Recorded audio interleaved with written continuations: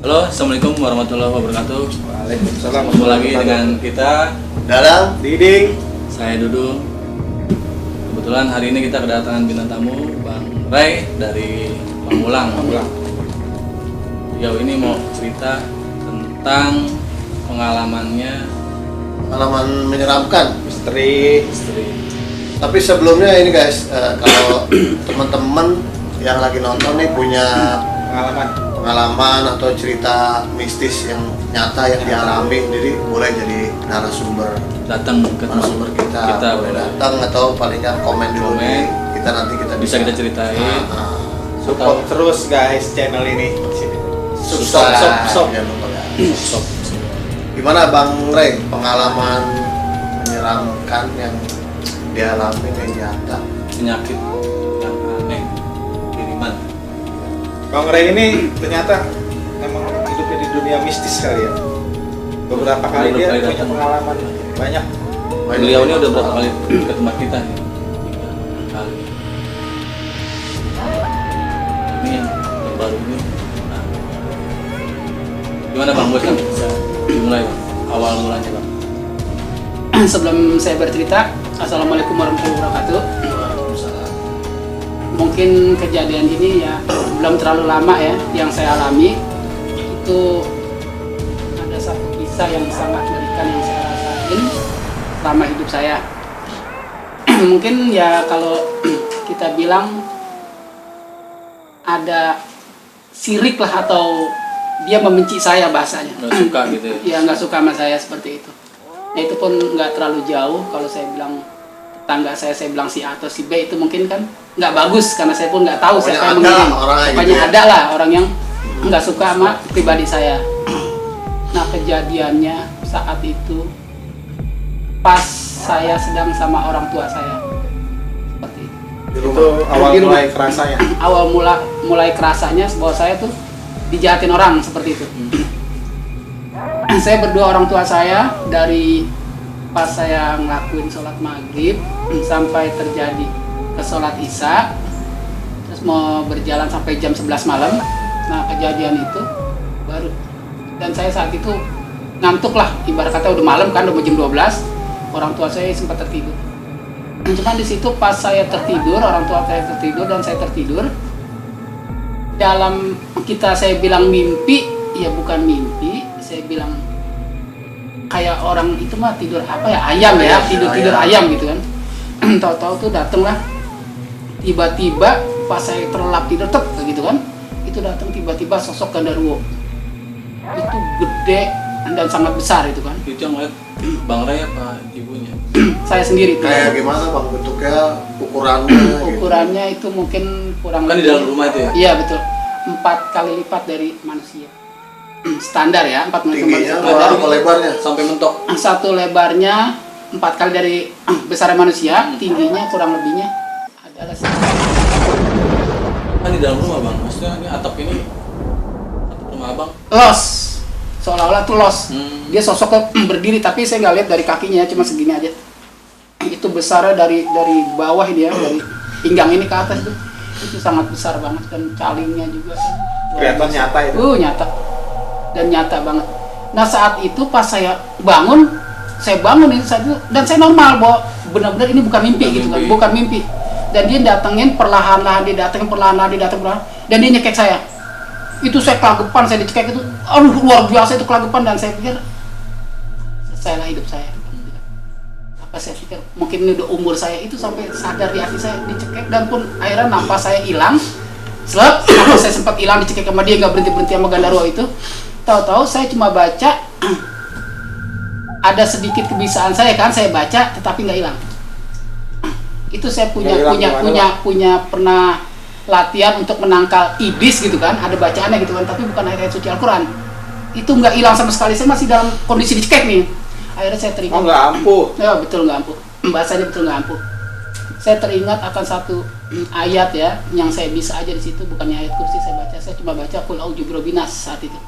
Saya ingat ada di kepala saya kan, langsung saya baca Qul a'udzu birabbinas 3 kali, dan perlahan-lahan cekekan itu keluar.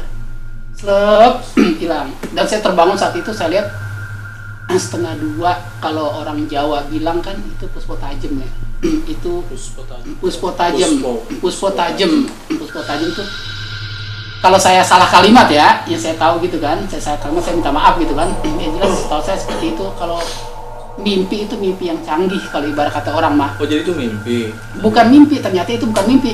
Saya bilang kayak mimpi tapi kayak nyata seperti itu, kayak orang tidur ayam. Itu kejadian malam pertama dan malam pas besok harinya saya cerita sama orang tua saya. Mah kok ini semalam Rai mimpi seperti ini, kayak mimpi kayak nyata gini-gini kan. Orang tua saya karena mungkin hari pertama ya, kata orang tua saya, ya mungkin itu mimpi buruk aja kali, makanya kalau tidur tuh jangan lupa doa, kata orang tua saya seperti itu kan. Artinya masih belum sadar kalau Belum. itu kiriman dari orang. Betul, saya belum ngerasain kalau itu benar kiriman dari orang. Pas keesokan harinya, hari kedua itu perasaan di badan nih semuanya tuh udah aneh, udah nggak seperti layaknya kita orang normal. Saya makan ya makan biasa, saya juga dalam kondisi sehat, nggak sakit saat itu kan. Pas udah gitu udah, pas dari jam 7 saya udah mulai terasa. Saya ngambil wudhu lagi, saat sholat pun ini seolah-olah udah bener hawa kita tuh udah dalam cengkraman ketakutan. Ibarat kata orang kalau udah ketakutan gimana sih perasaannya kan gitu. Udah gelisah, ketakutan, udah campur aduk, itu luar biasa bener takutnya itu saya. Berjalan lagi jam 8, jam 9, saya udah mulai aneh. Saya parahin orang tua saya saat itu yang ada di kamar kan. Anehnya kayak gimana itu, Bang? Di badan saya tuh seolah-olah penuh rasa ketakutan. Awas, Padahal saya awas. nggak tahu ini ada hal apa, emang saya pun nggak tahu, nggak ngerti ada hal kejadian seperti itu kan diri saya. Tahu-tahu saya nanya ke orang tua saya, kata orang tua saya, udah mendingan sholat. Kata orang tua sholat, bilang gitu kan, berdoa. Pas jam 8 saya sholat isya, jam 9 pas banget di rumah saya, depan rumah saya itu suara anjing itu banyak. Itu kita nggak bisa hitung 1, 2, 3, 4, 5 itu pas saya dengar dari suaranya, karena kondisi saya normal ya, itu ratusan anjing udah ngerubutin rumah saya. Tapi nggak lihat. Enggak sama sekali, karena saya posisi saya di dalam, iya di dalam kamar kan. Suaranya doang. Betul. Suara ini nanti nggak mungkin sedikit anjingnya nih. Betul, suaranya udah dari samping, dari belakang, dari tengah, semuanya itu udah ada suara. Nggak masuk rumah. Nggak masuk rumah sama sekali. Itu suara anjing itu gonggong, banyak anjing. Saya bangun orang tua saya Persis di depan pintu gitu. persis depan pintu, muterin Rumah. rumah lah, seolah-olah udah puterin rumah. Saya bangun orang tua saya, mak bangun mak, bilang gitu, kok ini ada suara anjing gitu kan, itu banyak. Dan nyatanya orang tua saya pun mendengar seperti itu. Bukan karena orang tua saya punya ilmu banyak, tapi enggak. Mungkin saat itu udah gimana orang tua dan anak ya, kejadian itu. Orang tua saya pun mendengar, tapi nggak berani keluar. Ini udah akhirnya orang tua saya sholat gini-gini, langsung buka Al-Quran. Lawannya cuma itu doang, kata orang tua saya seperti itu kan. Udah di situ anjing makin banyak, ketakutan saya udah luar biasa banget kan. Ya Allah, kalau saat itu saya bisa doa ya, ya Allah ini ada apa gitu kan, maksudnya ada musibah apa yang akan nimpa di diri saya gitu kan. Seperti itu. Udah terus berlanjut anjing itu sampai jam 10, 2 jam kan, itu sangat terasa ketakutan. Hampir 2 jam itu gonggongan anjing. Sedangkan saya posisi itu baru setengah 10 dan orang-orang masih lalu lalang. Karena di tempat saya itu sangat ramai. Paling berhenti-berhentinya orang lalu lalang itu. Jadi orang-orang di luar rumah itu nggak dengar sama sekali. Cuman Bang Redo sama sama orang tua saya. Orang tuanya. Itu di dalam rumah itu selain ada sama orang tua, sama siapa lagi? Nggak ada lagi, cuma berdua. Seperti itu karena kan. Masih jam 10 juga. Iya, posisi jam 10. Setahu saya Belum malam tadi. belum, karena kan empok saya di situ kan, saudara-saudara yang lain karena kan masih pada buka pintu semua. Nah, posisi itu saat itu saya udah tidur gitu kan sama orang tua saya lagi di kamar. Tapi nggak berani buka pintu untuk minta tolong sama saudara. Karena posisi anjing itu udah di depan pintu. Udah di depan pintu bener.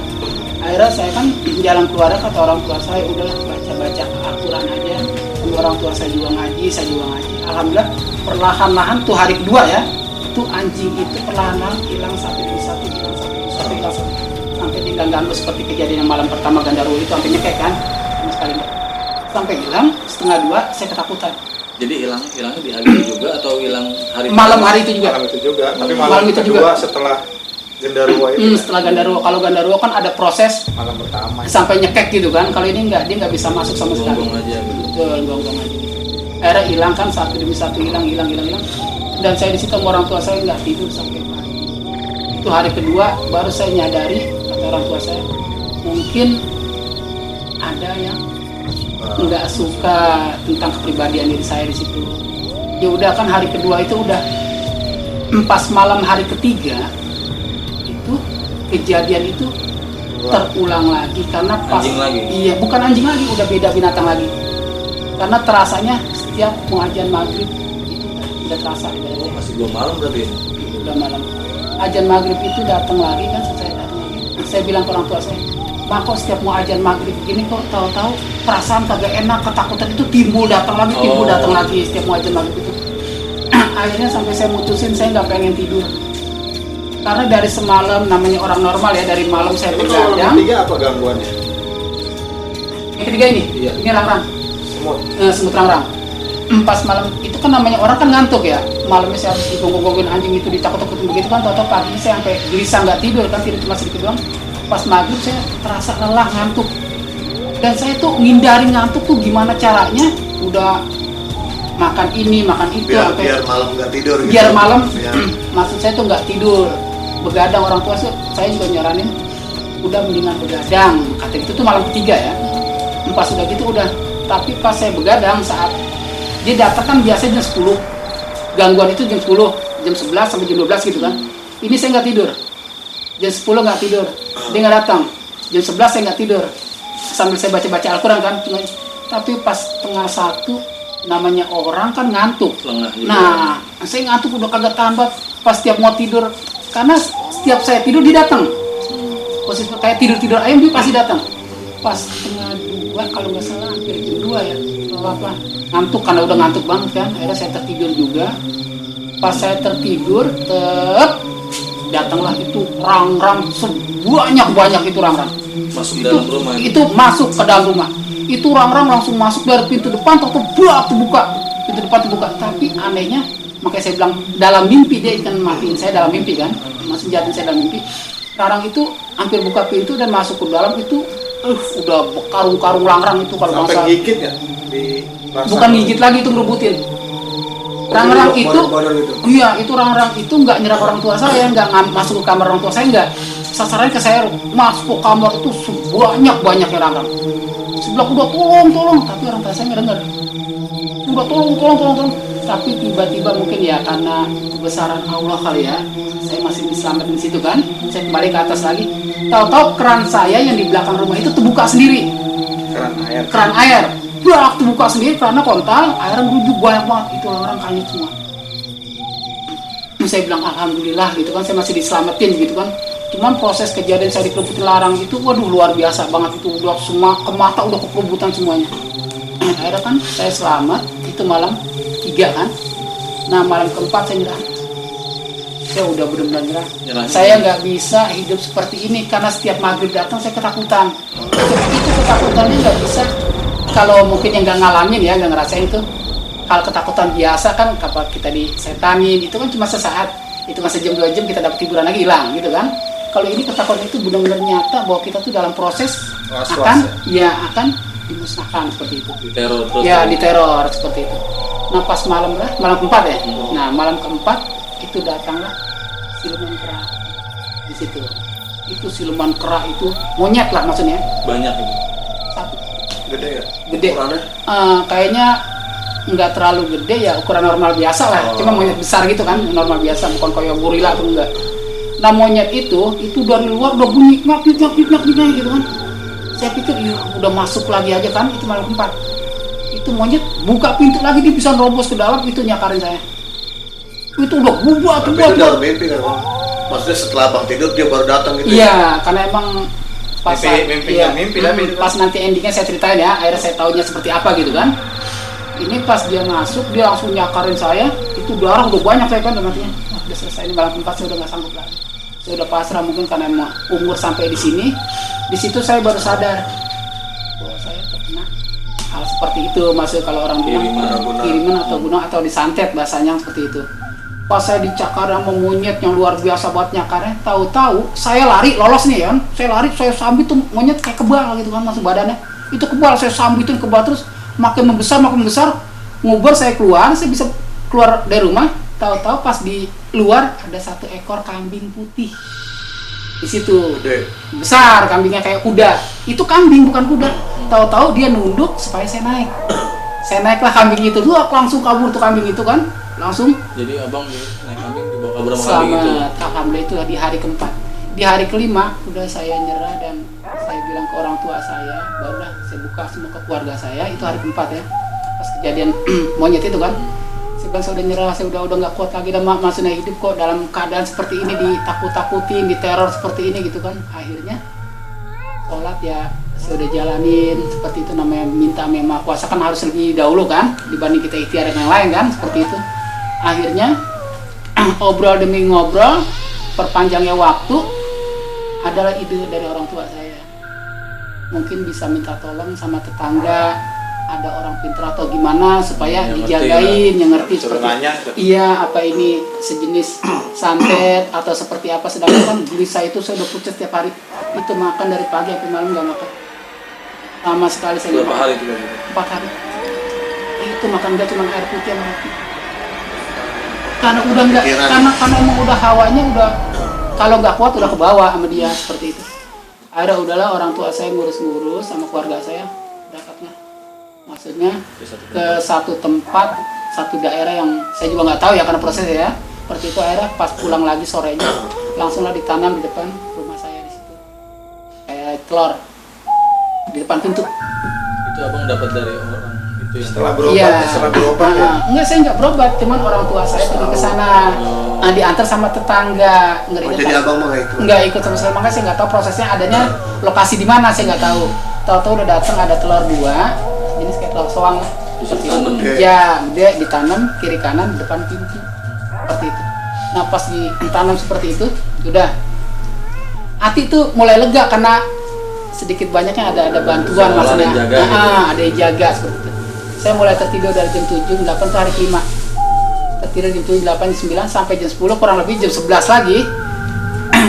Itu telur meleduk. Kencang. Kenceng. Meleduk kan, 1 kali meleduk, 2 kali meleduk, meleduk lagi 2 kali. Itu abang lihat atau abang dengar? Kedengar dari dalam. Nah paginya pas saya lihat kan memang ada. Seperti itu. Nah prosesnya. Pecah, betul. Pecah telur. Tapi malamnya nggak ada kejadian apa, cuma meleduk doang. Cuma meleduk doang. Telur itu meleduk itu telur gitu kan, telur meleduk. Itu banyak kayak gandarwo, monyet, langrang, Bareng. Datang semua. itu datang semua. Malam itu juga. Malam itu juga. Kelima tuh ya? Itu pas itu kan datang itu. Tapi ini kiri kanan ini seolah-olah kayak tiang Jagain. penjaga gitu, kayak tiang penjaga, dan dia nggak bisa masuk. Itu yang rame-rame itu tuh nggak bisa masuk. Cuma suara gandarwo, suara anjing, suara monyet, tulangrang, udah semua kerubut itu udah jadi satu. Itu di luar semua. Itu di luar semua, nggak bisa masuk sama sekali. Sampai saya pikirkan itu jaganya depan, saya takut lewat belakang, tapi tetap di belakang cuma nyakar-nyakar gentengannya. Wah gitu. Itu ada yang histeris banget, yang saya inget pas mereka tuh yang pas itu nggak bisa masuk, itu ada satu auman harimau itu dari kamar saya sendiri gitu kan, karena kan dulunya sebelum terjadi rumah saya dibangun itu kan emang ada pohon duren di situ. Nah di situ ada pohon duren, dan kalau ibarat kata orang dulu mah nenek saya punya pegangan satu ilmu macan itu, mungkin itu agak ngelindungin saya juga di situ. Nah di kamar saya ada suara bunyi auman harimau. Itu auman harimau itu kenceng berkali-kali di situ. Sampai akhirnya tuh prosesnya yang hantu-hantu itu semua kayak gandarwo, langrang semua, iya itu lari semua, mundur semua karena ada satu Bunyi itu. auman harimau, dan nggak terlihat sama saya sih sama sekali. Pas sudah gitu udah orang tua saya juga melek, kata orang tua saya seperti ini udah hari kelima, udah minta tolong sama tetangga gitu kan. Pas hari kelima nih dilihat kan paginya itu telur meleduk, telurnya naik pecah, telur bebek atau telur apa sih gue nggak ngerti, warna biru gitu gede pokoknya kan. Itu baunya udah luar biasa banget. Nah di situ kalau nggak ada bantuan dari dalam, cuma ngandelin itu aja gitu kan di depan itu, mungkin udah walau alam, saya juga udah nggak kuat lah maksudnya istilahnya. Udah pasti karena jebol itu karena udah ngerubutin semua. Seperti itu. Udah pas besoknya saya cerita lagi ke orang tua saya kan. Nah orang tua saya di situ udah panik, ibarat kata marah lah. Ya namanya orang tua sama anak kan, kalau anak digituin terus-terusan, karena mungkin saya banyak salah sama orang atau gimana, orang tua aja saya juga nyadarin, cuman kan sekali lagi saya bilang kalau sama anak kan nggak tega kalau anak digituin. Ya ada orang tua saya di situ ambil satu buah lisong. Kalau orang dulu lisong, rokok gede tuh lisong. Cerutu. Nah rokok lisong itu ditaruh di atas Atas mana? lemari, ditaruh di atas lemari. Terus kaki saya disuruh gebrak 3 kali, harus dilawan kata orang tua saya. Karena kan dengan ayat-ayat suci Al-Quran yang terutama gitu kan udah seperti itu kan. Tapi ini ngerengkal mungkin karena keimanan ya, karena kan saya belum tingkatan untuk kayak orang-orang yang tinggi namanya. Pas udah gitu udah lisong itu kata orang tua saya, ntar habis maghrib harus dibakar. Seperti itu. Pas udah gitu saya nurutin apa orang tua saya, kan saya bakar lisong itu di atas lemari. Itu hari ke-6 kan, kejadiannya saya bakar lisong itu habis itu. Isep gitu. Saya tanya satu lisong. Saya tanya, Mak itu kok bisa cepet banget bilang lisongnya habis. Terus dikasih mantranya orang tua saya, di bumi minta bantuan seperti itu. Ya mungkin kalau kita bilang musyrik ya gimana, kita udah fatal ya, udah ngeri, namanya saya udah ikhtiar gitu kan, tapi nyatanya masih seperti itu kan, mengeroyokan itu kan. Nah pas saya lakuin apa yang diperintahkan orang tua saya, bisa terus berjalan. Saya baca satu bacaannya gitu kan ya, akhirnya saya gebrak bumi 3 kali, ngaung bisa lari seperti itu. Dan saya harus memanggil itu makin tua seperti itu. Itu jagain apa di rumah maksudnya? Betul, dijagain. Udah panggil aja nama saya yang kali, kalau ada apa-apa lagi nanti jam 12 malam seperti itu. Ngobrol. Iya, cuman lewat orang tua. Jadi ada wadahnya. Jadi untuk kesurupan apa gimana? Orang tua kesurupan, kalau bahasa saya orang bilang kesurupan. Udah panggil nama saya 3 kali, kalau sampai datang lagi Godaan. yang meneror atau godaan seperti itu. Karena saya adalah yang dampingin orang tua. Nggak usah takut, nggak usah pakai gimana. Saya udah tahu semuanya seperti itu kan. Cuman kembalinya nanti bener lah seperti itu. Nah pas udah kejadian jam 10 lagi kan, jam 11 hati saya udah mulai tenang. Tapi ketakutan itu tetap ya, namanya kita dalam keadaan seperti itu kan. Sudah pas udah gitu udah. Saya gebrak 3 kali, itu kan pas di jam 12 malam kan, udah mulai angin. Tuh pas malam ke-6 itu kan, itu angin kencang. Angin di atas rumah. Angin sejuk atau Wah enggak, bukan angin sejuk, itu dibilangin kayak Ribut. angin, ya angin kencang, kayak angin puyuh gitu, kencang itu angin. Pas kencang itu angin, udah langsung orang tua saya bilang, udah sebut namanya. sebut nama si harimau itu. Iya, harimau itu. Nah saya sebut nama ini ya, karena saya mengenali dengan baik gitu kan. Saya sebut, saya baca Bismillah 3 kali, surah orang tua, Bismillahirrahmanirrahim, Bismillahirrahmanirrahim, Bismillahirrahmanirrahim. Saya panggil namanya Raden Nur Wijaya Kusuma, datanglah saya butuh bantuan. Saya gebrak 3 kali, suara harimau itu keluar 3 kali. Di situ. Itu suara benar-benar suara harimau yang galak dan ganas itu di situ. Dan orang tua langsung dari suara orang tua kan, logikanya orang tua saya kan perempuan dan saat itu udah berumur juga kan, udah cukup tua juga kan. Ngeluarin suara Nah harimau gitu ya. di situ saya tambah keyakinan. Udah saya bilang, Raden Nur, bang itu saya butuh bantuan, bang itu saya kena gangguan seperti itu. Udah akhirnya orang tua saya ngomong, udah saya akan bantu semuanya, nggak masalah, dibilang gitu. Hal seperti ini nggak masalah, bilang gitu kan. Yang penting, bilang gitu kan, nanti harus benar-benar jadi orang yang baik buat kedepannya. Ini saya akan menolong seperti itu. Ada orang tua saya tidur lagi, udah di situ. Pas itu kan suara auman 3 kali itu, saya ada di ruang tamu, maksudnya di ruang tengah dinyebutnya. Saya akan ada di ruang tengah. Saya cuma ngeliat sekelebat, ini nggak ada rekayasa, nggak ada hal-hal yang aneh saya buat-buat gitu kan. Saya juga nggak berani ngomongin hal-hal yang seperti itu kan kalau nggak nyata. Itu saya melihat cuma buntutnya. Buntut harimau Itu besar benar, buntut harimau itu muterin. Buntutnya doang. Iya buntut doang, nggak ngeliat sosok tubuhnya. Angin itu masih ada orang. Angin itu masih muter. Nah pas angin muter itu kan, nah pintu depan itu dibuka, terbuka sendiri. Buntut itu ada di situ. Pas sosok itu ada pintu gini ya, pintu seperti ini kan, itu ada tengah-tengah di situ. Dia duduk di situ.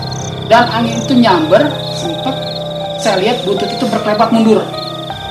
Maju lagi, mundur lagi, maju lagi, mundur lagi. Akhirnya hampir ditetek di situ kan akhirnya sampai angin itu kan. Dan akhirnya pintu itu kan Malam itu. iya, itu kejadiannya setengah 2 pas kejadian seperti itu. Orang tua saya tetap masih tertidur. Akhirnya masuklah ke dalam tubuh orang tua saya lagi. Orang tua saya juga semuanya udah nggak akan pernah ada goda-godaan lagi. Cuma ingat satu, kata dia harus jadi orang benar. Dan kedua, kalau butuh bantuan saya, bilang itu karena saya kurungan orang tua kamu tuh gak akan pernah tahan masa di bawah. Sebut aja saya nama saya 3 kali, udah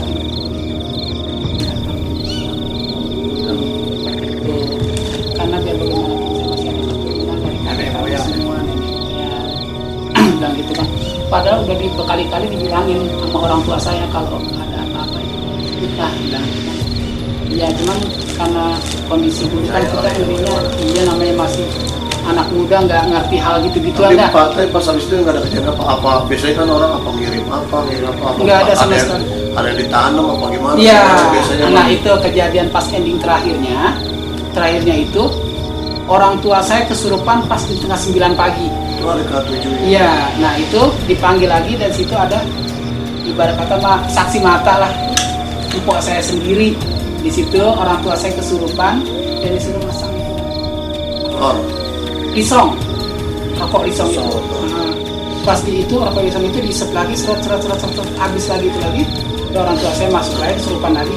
Dia bilang coba nanti gali pas di bawah jendela kamar saya tadi. Sampai ini kira abang saya bawa pacul di situ kan, digali. Pas digali tanah itu di samping kamar saya, tahu-tahu itu nemuin 2 buah benda. Yang satu keris, yang satu kayak besi. Segede mana bang? Segede. Enggak, agak segini, enggak terlalu besar gitu kan. Sama besi. Iya. Kuning, emas. Enggak besi kuning, besi biasa aja cuma tajam. Runcing. Besinya runcing sama kerisnya itu seperti itu. Nah itu 2 benda dibawa dan akhirnya benda itu dibawa ke tempat orang yang pinter seperti itu. Akhirnya dibawa ke sana yang ngerti. Ya akhirnya alhamdulillah pas hari ke-7 hari ke-8 ya. Sampai sekarang ya alhamdulillah nggak ada lagi seperti itu. Makanya orang tua saya bilang dalam hidup itu kita harus benar dari ucapan juga, kita nggak boleh apalagi perilaku. Iya, perilaku kita namanya kehidupan itu kan kita nggak pernah tahu. Namanya orang sakit hati kita bahasa kita seperti ini, menurut kita mau bercanda tapi nggak tahu dia nyimpen dendam seperti itu. Itu yang terjadi ya. Alhamdulillah pas kejadian itu semua saya bisa ambil hikmahnya dan banyak pelajaran seperti itu. Ya akhirnya sekarang ya alhamdulillah saya bisa duduk di sini, saya bisa berbagi cerita seperti ini karena saya sendiri kan masih ada di sini. Ya, kalau saya nggak ada kan saya nggak bisa bercerita. Menarik juga soal cerita ini.